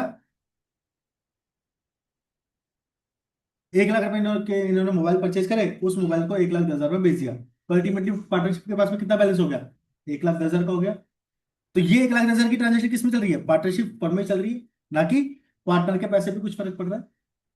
राइट। अल्टीमेटली इसने जो पैसा इसको दिया वो इसके अकाउंट में आ गया, वो इसके अकाउंट में आ गया, अब इसके अकाउंट से बिजनेस चल रहा है। अब पार्टनरशिप फर्म के अकाउंट से बिजनेस चल रहा है। अभी 10,000 रुपये जो इसने कमा लिया पार्टनरशिप फर्म में, अल्टीमेटली हमने सुना था कि भाई प्रॉफिट शेयरिंग रेशो 50-50% है, डीड के अंदर लिखा हुआ था, ठीक है। तो ये 10,000 का जो प्रॉफिट है, तो 10,000 का प्रॉफिट ये 5,000 रुपये किसको दे देगी, इसको दे देगी, और 5,000 रुपये इसको दे देगी। राइट। जब ये इनको 5-5 हजार रुपये मान लेते कैश में देती है, तो इसके पास में 5,000 रुपये आ जाएंगे, तो इसका बैलेंस कितना हो जाएगा, 4,55,000 हो जाएगा। इसका बैलेंस कितना हो जाएगा, 2,55,000 हो जाएगा। इसका बैलेंस वापस कितना रह जाएगा, 1 लाख ही रह जाएगा। 1,10,000 हुआ था प्रॉफिट कमाने के बाद, प्रॉफिट उसने उसको दे दिया, बाकी पैसा कितना रहेगा पार्टनरशिप फर्म के पास में, 1 लाख ही रह गया।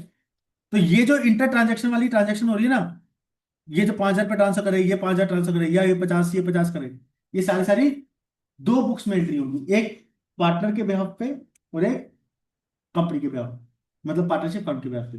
तो जब भी आप अकाउंटिंग करने की जाओगे, तो आपको ये समझना पड़ेगा कि आप किसकी अकाउंटिंग कर रहे हो सकता है आपको अकाउंटिंग के लिए बुलाया गया किसकी, इसकी, मान लीजिए इसका नाम है ए और इसका नाम है बी। ए ने बुलाया कि भाई मेरी मेरी पर्सनल अकाउंटिंग कर दे, ये भी तो हो सकता है ए अपनी पर्सनल अकाउंटिंग करवा ले, या बी अपनी पर्सनल अकाउंटिंग करा ले, या वो पार्टनरशिप के लिए करवा ले, या आपको बोले कि आपको तीनों के अकाउंट मेंटेन करने हैं, कुछ भी हो सकता है ना, अकाउंटिंग तो अकाउंटिंग है। मान लिया नींद आ रही है आपको, पानी लो, ठीक है। तो मान लेते हैं आपको ए ने बुलाया कि भाई मेरी अकाउंटिंग कर दो। तो जब आप ए की अकाउंटिंग करोगे,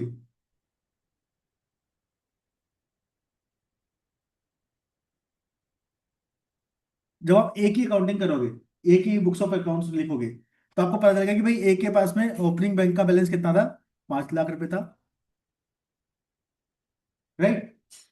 अभी हम अकाउंटिंग में डेबिट क्रेडिट पे नहीं जाते, हम प्लस माइनस में चलते हैं, ठीक है। उसने बोला कि मेरे को ये बता दो कि कितना कैश है मेरे पास, ठीक है। ओपनिंग बैलेंस आपको पता था कि उसका 5 लाख रुपए था।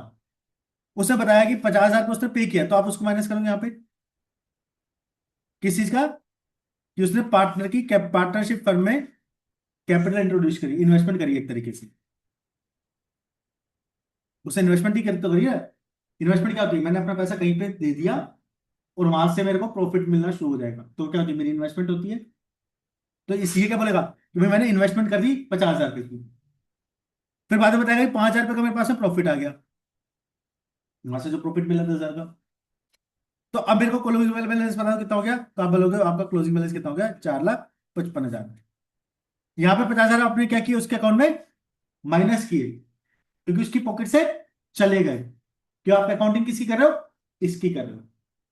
फिर उसने बोला भाई ठीक है, आप एक काम करो, पार्टनरशिप फर्म की भी अकाउंटिंग कर दो। तो आप देखोगे फर्म के अंदर ओपनिंग बैलेंस तो भाई 0 था। आप बोलोगे भैया कैपिटल आई किससे, पार्टनर ए से आई, कितनी आई, 50,000 रुपये आई, ऐड कर दोगे। ठीक है, आप किसकी अकाउंटिंग कर रहे हो, आप इसकी। तो जब भी आप किसी की अकाउंटिंग करो, तो उसकी सीट पे बैठ के सोचो कि उसके लिए वो ट्रांजेक्शन क्या है, इन है या आउट है। याद रखना इस बात को, जिस भी पर्सन की अकाउंटिंग कर रहे हो, चाहे वो ए की कर रहे हो, चाहे वो बी की कर रहे हो, चाहे वो पार्टनरशिप फर्म की कर रहे हो, जिसकी अकाउंटिंग कर रहे हो उस पर्सन की टेबल पे बैठ के उसके बारे में सोचना कि उसके लिए वो ट्रांजेक्शन क्या है। अब 50,000 उसके लिए तो आउट था, इन्वेस्टमेंट थी, लेकिन इसके लिए क्या, फर्म के लिए इन है, तो ऐड होगा। क्योंकि आप किसकी टेबल पे आ गए हो, पार्टनरशिप फर्म की टेबल पे आ गए हो।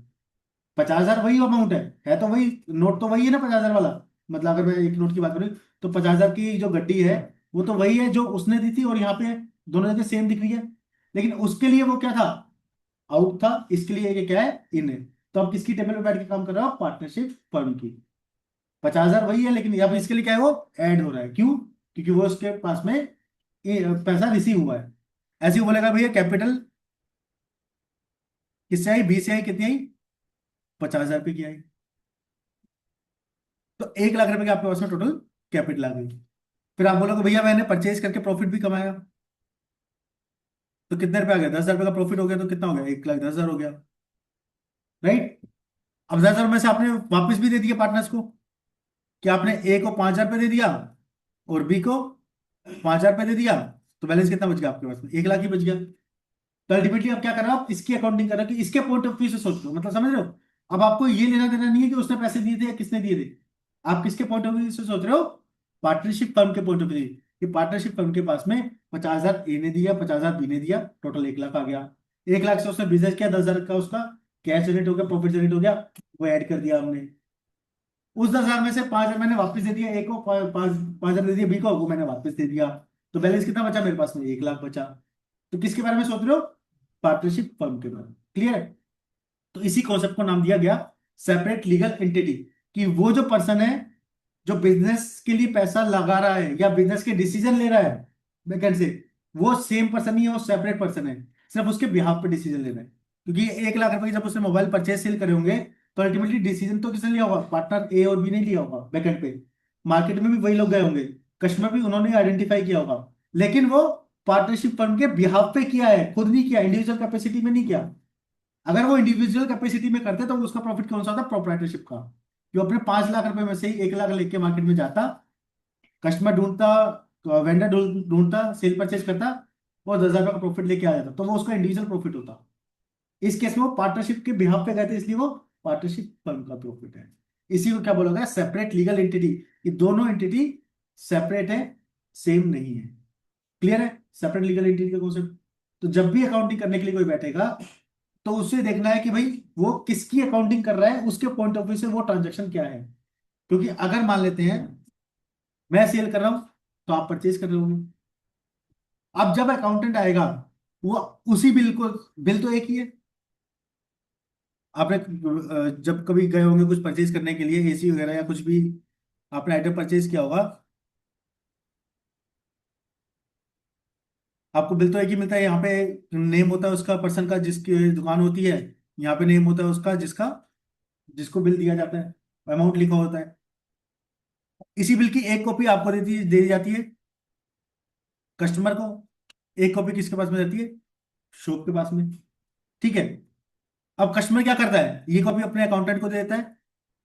शॉपकीपर भी क्या करता है? ये कॉपी अपने अकाउंट डिपार्टमेंट में दे देता है कि भाई मैंने सेल करी है। कस्टमर जब अपने अकाउंट डिपार्टमेंट को देता है सेम कॉपी, तो क्या बोलता है कि भाई मैं परचेज करके लाया हूँ, राइट? जब शॉपकीपर देता है अपने अकाउंटेंट, तो कहता है कि भाई मैंने सेल करी है। बिल तो सेम ही है, बस उसको देखने का नजरिया डिफरेंट है। वो बंदा देख रहा है परचेज की नजर से, वो देख रहा है सेल की नजर से। समझ रहे हो? तो जब अकाउंटेंट इस सेम कॉपी को अकाउंटेंट लेके यहाँ पे बैठा हुआ है, तो वो क्या करेगा? परचेज की एंट्री करेगा।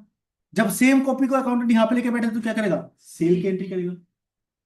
बिल सेम है, सब कुछ सेम है, बस नजरिया डिफरेंट है, क्योंकि वो उस लीगल एंटिटी का है, ये इस लीगल एंटिटी के बेहाफ पे।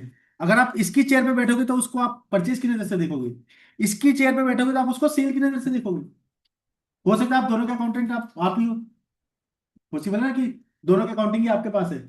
तो भाई सेम बिल को जब आप इसकी टेबल पे बैठ के चलाओगे तो ऐसे परचेज चलाओगे, इसकी टेबल पे बैठ के चलाओगे तो सेल चलाओगे। तो आपको देखना है कि आप किसकी अकाउंटिंग कर रहे हो, आपको उसको पॉइंट, उसके पॉइंट ऑफ व्यू से देखना है कि उसके पॉइंट ऑफ व्यू से वो ट्रांजेक्शन क्या है। सेल है, परचेज है, रिसीट है, पेमेंट है, क्योंकि एक की रिसीट है दूसरी की पेमेंट है, एक की सेल है दूसरे की परचेज है, एक का लेना दूसरे का देना। क्लियर है? यही कॉन्सेप्ट है सेपरेट लीगल एंटिटी का, कि लीगल एंटिटी सेपरेट है, मर्ज नहीं है। ये नहीं कह सकते कि भाई ये सेम ही तो बिल तो था सर, कल जब मैं वहां गया था तो मैंने परचेज में एंट्री करी थी, तो यहाँ पे भी तो मैं परचेज भी करूंगा, बिल तो सेम है। ऐसा नहीं है, एंटिटी अलग है, उसका नजरिया अलग है। क्लियर है भाई? आपको क्लियर हो रहा है ना? चलिए।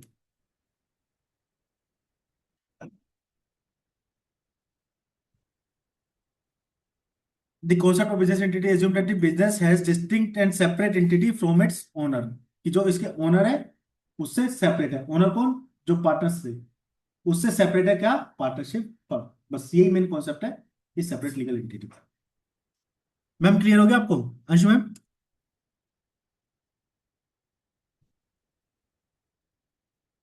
चलिए, चलो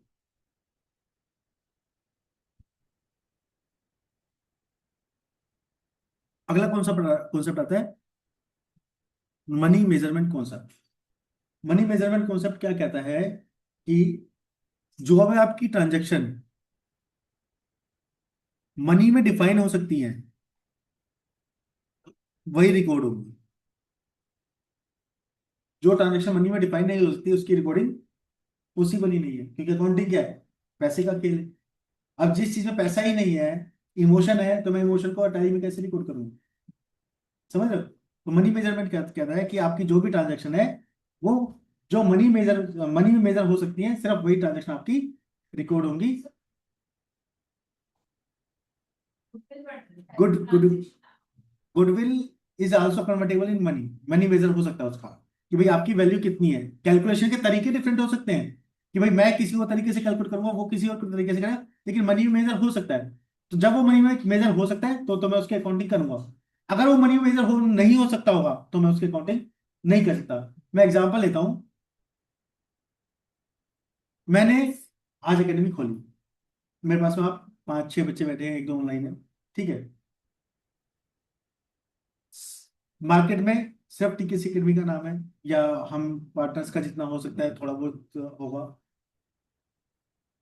एक न्यूज आई कि रिलायंस ने, मुकेश अंबानी सर ने टीकेसी अकेडमी में 10 रुपए की इन्वेस्टमेंट कर दिया, 10 लाख रुपए की इन्वेस्टमेंट कर दी। न्यूज आई कि मुकेश अंबानी सर ने टीकेसी अकेडमी में 10 लाख की इन्वेस्टमेंट कर दी। आपको क्या लगता है मेरे 5 ही बच्चे रहेंगे? गुडविल नहीं, नाम। गुडविल होती है बिजनेस की, मेरे बिजनेस की वर्थ कितनी है। ठीक है, गुडविल नहीं है। या मैंने बोला कि मैंने जो मेरे मेंटोर है उसमें, या फिर मेरे इम्प्लॉई में मैंने मुकेश अंबानी को हायर कर ली, चाहे 1 रुपए की सैलरी देके किया या 0 सैलरी पे किया, लेकिन उससे क्या हुआ? मेरा बिजनेस क्या हुआ? ग्रोथ हो जाएगा। क्या मैं उस चीज को मनी में मेजर कर पा रहा हूँ? कि भाई जो उसने मेरा नाम जोड़ दिया, मतलब सिर्फ नाम जोड़ा। अगर मैं 10 लाख की इन्वेस्टमेंट को भी ना जोड़ूं और 1 रुपए की इन्वेस्टमेंट को भी ना जोड़ूं, सिर्फ नाम जोड़ दिया कि भाई टीकेसी अकेडमी से मुकेश अंबानी का कुछ लिंक है, XYZ कुछ भी लिंक बन गया, ठीक है। मनी उसके अंदर आई ही नहीं, कि ना मुकेश अंबानी ने मनी मेजर करी, इन्वेस्टमेंट किया, ना मैंने उनको सैलरी पे रखा। सिर्फ एक न्यूज आएगी मुकेश अंबानी का टीकेसी अकेडमी से कुछ लिंक है। तो क्या मेरे स्टूडेंट इतने ही रहेंगे? बढ़ जाएंगे। क्यों? क्योंकि पीछे उसका नाम जुड़ गया। अब मैं उस नाम को मनी मेजर नहीं कर पाता, कर पाऊंगा भाई कितना उनकी वजह से कितना बेनिफिट मिल रहा है, नहीं मिल रहा। तो वो क्या, मेरी ट्रांजेक्शन जो है मनी में मेजर नहीं हो पा रही है, तो उसको मैं बुक्स में रिकॉर्ड नहीं कर पाऊंगा। बुक्स में रिकॉर्ड क्या कर पाऊंगा? अगर वो मनी में मेजर हो सकती। फॉर एग्जाम्पल, अगर मैं उनको सैलरी दे रहा होता, कि मैंने उसको 10,000 रुपए की सैलरी पे रखा, तो जो 10,000 का पोर्शन मैंने डिफाइन कर दिया, वो तो मैं बुक्स में रिकॉर्ड कर सकता हूँ, भाई मैंने 10,000 की सैलरी मुकेश अंबानी को दी। ऑल्दो से बेनिफिट मेरे को कई गुना मिलेगा, लेकिन मनी मेजर कितना हुआ उसका? सिर्फ 10,000 जो मैंने उनको पेमेंट किया। मैं पेमेंट ही नहीं किया, सिर्फ नाम मिला मेरे को, तो वो मेरा मनी मेजर नहीं हो पा रहा है। क्लियर है? तो ट्रांजेक्शन कौन सी रिकॉर्ड होगी? जो मनी में मेजर हो सकती है, ना कि जो मनी में मेजर वो नहीं हो सकती उसको। क्लियर है? मनी मेजरमेंट कौन सा। चलिए, 10:30 हो गए। चलिए नेक्स्ट क्लास में हम बाकी कंटिन्यू करते हैं। ये पीपीटी, अब आपके पास में मेरे को 3-4 पीपीटी भेजनी है, आज मैं ग्रुप में सारी डाल दूंगा। अच्छा, ग्रुप में सबका नंबर आ गया ना, वो एकेडमी के ऐप पे? आपका भी आ गया ना ऐप के ऊपर? आपका आ गया ऐप? आप ऐप हो गया ना? ठीक है। तो अब मैं यहाँ नोट कर लेता हूँ कौन कौन सी भेजनी है मेरे को। एक तो बिजनेस ऑर्गेनाइजेशन वाली भेजनी है ना? एक पार्टनरशिप डीड भेजनी है, MOA भेजना है। ये 4 PDF मैं उसमें भेज देता हूँ। इसके अलावा और कोई तो नहीं है ना हमारी? बिजनेस ऑर्गेनाइजेशन वाली फर्स्ट क्लास में हुई थी, पार्टनरशिप डीड और MOA आज किया था हमने, और गैप वाली भी आज खुली थी, है ना? ये चारों मैं उस ग्रुप में उसमें डाल देता हूँ, आप उसमें एक बार रीड कर लीजिएगा, और कोई भी डाउट हो तो नेक्स्ट क्लास में पूछ लीजिएगा। ठीक है, चलिए क्लोज करें आज की क्लास।